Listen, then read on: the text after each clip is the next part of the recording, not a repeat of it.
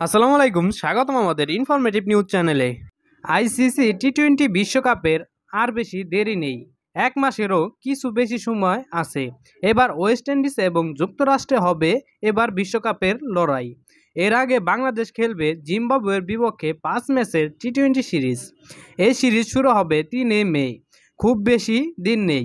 গতকাল এই সিরিজের প্রস্তুতির জন্য 17 সদস্যের একটি প্রাথমিক দল ঘোষণা করছে বিসিবি। এ তালিকায় আছেন মাহমুদুল্লাহ সহ অনেক তরুণ ক্রিকেটার। তবে সাকিবুল হাসান, মুস্তাফিজুর রহমান এবং তাইজুলরা নেই। মুস্তাফিজুর রহমান আইপিএল খেলার জন্য ছুটি পেয়েছেন 1 মে পর্যন্ত, সেই হিসেবে তিনি নেই।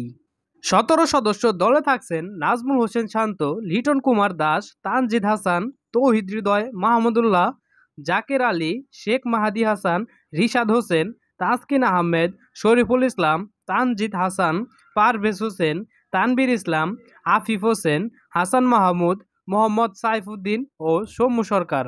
নেই সাকিবুল হাসান, মুস্তাফিজ এবং মেহেদী মিরাজও। তবে এটা কেবল জিম্বাবুয়ে সিরিজেরই প্রস্তুতি ক্যাম্প নয়, সামনে আছে যুক্তরাষ্ট্রের বিপক্ষে টি-20 সিরিজ, এরপরই বিশ্বকাপ। সামনের দিনগুলোর জন্য চূড়ান্ত প্রস্তুতি নেবে বাংলাদেশ দল। 17 সদস্যের দলের সঙ্গে সাকিব, মুস্তাফিজকে যোগ করে 19 জন নিয়েই বিশ্বকাপের চূড়ান্ত দল হতে পারে। অবশ্য ইনজুরি বা অন্যান্য গুরুতর সমস্যার কারণে কেউ যদি যোগ হতে পারেন তাহলে হবেন। লিপু বলেন, যদি কোনো দুর্ভাগ্যজনক উদাহরণ আসে, যেমন কোনো অফ স্পিনার চোটে পড়ে, তাহলে মেহেদী হাসান মিরাজ তো আছেনই। তার যথেষ্ট টি-20-র অভিজ্ঞতা আছে। কোচের দিক নির্দেশনা সম্পর্কেও তিনি ভালো জানেন। সেরকম 2-1 জন হয়তো দলের বাইরে থাকবেন আপাতত, যাদের ঠিক প্রয়োজন নেই।